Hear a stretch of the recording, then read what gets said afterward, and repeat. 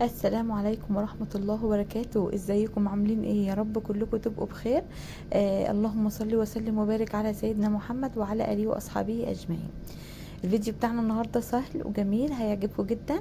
هنعمل الكيكه نصها شوكولاته ونصها فانيليا. بصوا الهشاشه بتاعتها والجمال بتاعها. بصوا بتغني وهي واقفه. بصوا الهشاشه تحفة بجد، اسفنجية. بمقادير موجودة في كل بيت. اي ست بيت تقدر تعملها بأقل تكلفة وبأقل امكانيات. هتعملي احلى كيكة لولادك في البيت. بصوا جمالها. بصوا بصوا مش مستحملة خالص انك انت تمسكيها كمان. شكلها تحفة وطعمها روعة. هتعجبكم جدا، جربوها بس بنفس الطريقة. بصوا جمالها. يلا نشوفوا مقاديرنا ونقول بسم الله الرحمن الرحيم. معانا هنا كوبايتين ونص دقيق، ظرف بيكنج باودر، ظرفين فانيليا، رشة ملح، 3 بيضات، كوباية زيت، كوباية وربع حليب او لبن، كوباية معلقة خل، كوباية وربع سكر او مج سكر. خلاص، ومعلقتين كاكاو محلى. تمام، علشان انا حطيت كاكاو محلى علشان ما عنديش كاكاو خام، فانا حطيت استبدلتها بكاكاو المحلى. خلاص يا حبايب قلبي كده. يبقى تاني مقاديرنا: معانا 3 بيضات، معانا ظرفين فانيليا، معانا معلقة خل، معانا كوباية زيت، كوباية وربع لبن، كوباية وربع سكر. السكر ممكن تحط كوباية، السكر حسب الرغبة. تمام. معانا كوبايتين ونص دقيق، رشة ملح، ظرف بيكنج باودر، معانا كمان معلقتين نسكويك او كاكاو محلى. تمام كده. هنا جبنا الخلاط بتاعنا وبدأنا نحط فيه كوباية الزيت ومعلقة الخل والثلاث بيضات، وهنحط السكر وهنحط الحليب بتاعنا او اللبن. تمام كده. وهنحط الفانيليا. خلاص يا حبايبي كده. هنا انا بنزل بقية السكر بتاعي اللي في المج. على فكرة ده مش بخل مني يا جماعة، ده مقدار بس ولازم يكمل. خلاص كده اهو حطينا الحليب بتاعنا كده. انا هروح اضرب الخليط بتاعي ده كله في الخلاط وارجع. اهو ضربته، بس كنت نسيت الفانيليا احطها فحطيتها اهو، وهضربه كمان مرة. تمام كده اهو. هنا جبنا الدقيق بتاعنا. انا طبعا الدقيق ده يا حبايب قلبي نخلاه. تمام.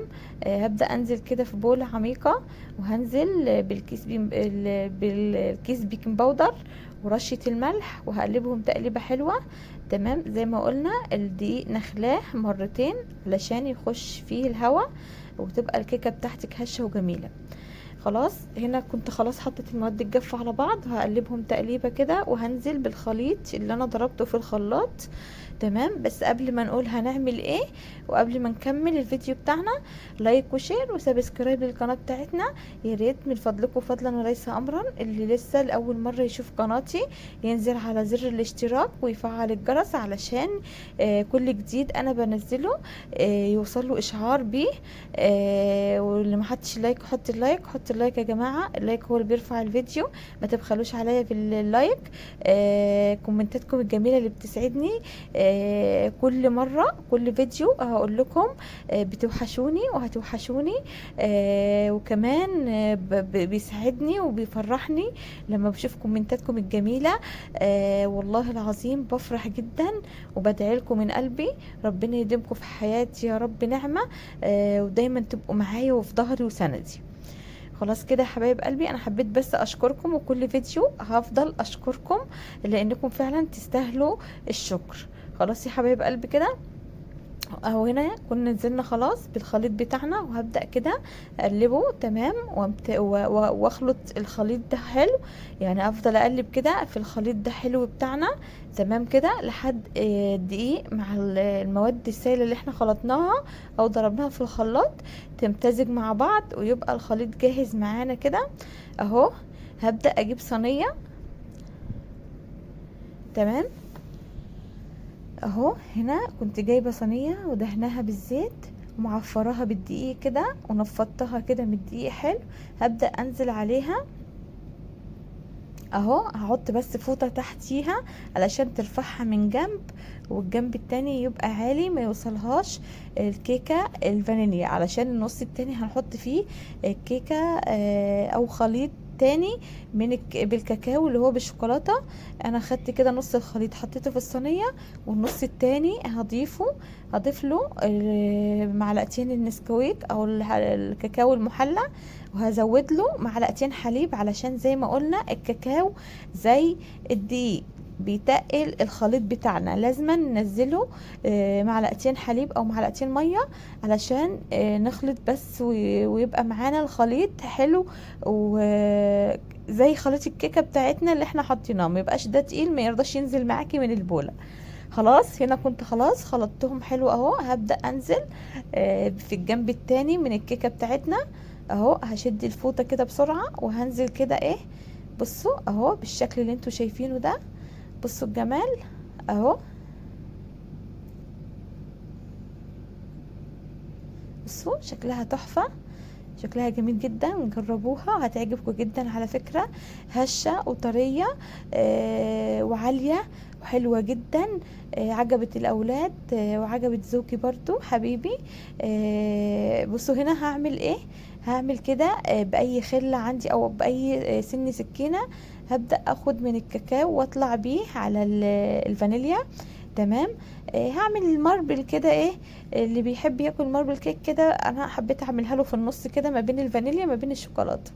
خلاص يا حبايب قلبي، يلا بس اللي ما حطش اللايك ينزل يحط لايك بسرعه ويرجع، ونشوف هنعمل ايه في الكيكه بتاعتنا.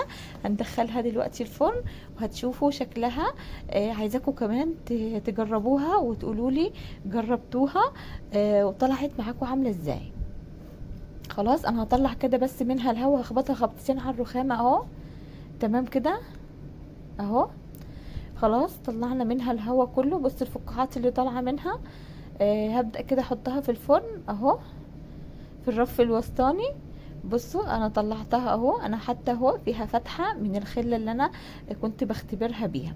انا طلعتها وسبتها تهدى شوية، مش كتير، سبتها تهدى شوية علشان اعرف امسكها بس واقلبها معاكم. هنا بصوا اهو هقدمها معاكم وهوريكم شكلها اهو، حتى هي لسه سخنة برضو، بمسكها برضو اهي بالفوطة اهي، هوريكم شكلها، بصوا جمالها، بصوا شكلها، بصوا السوا بتاعها مظبوط وجميل ازاي اهو. هبدأ اقطعها معاكم، بس هي سخنة برضو، هتشوفوا البخار طالع منها اهي. بصوا مش عارفة يعني مش عارفة امسكها علشان اقطعها من كتر الهشاشة بتاعتها، من كتر ما هي هشة وطرية جدا. بجد جربوها وقولوا لي رأيكم ايه.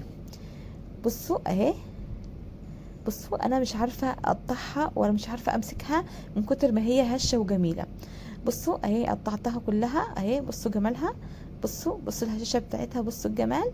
جربوها ان شاء الله يعجبكم، بس ما تنسونيش في اللايك والشير والسبسكرايب للقناه.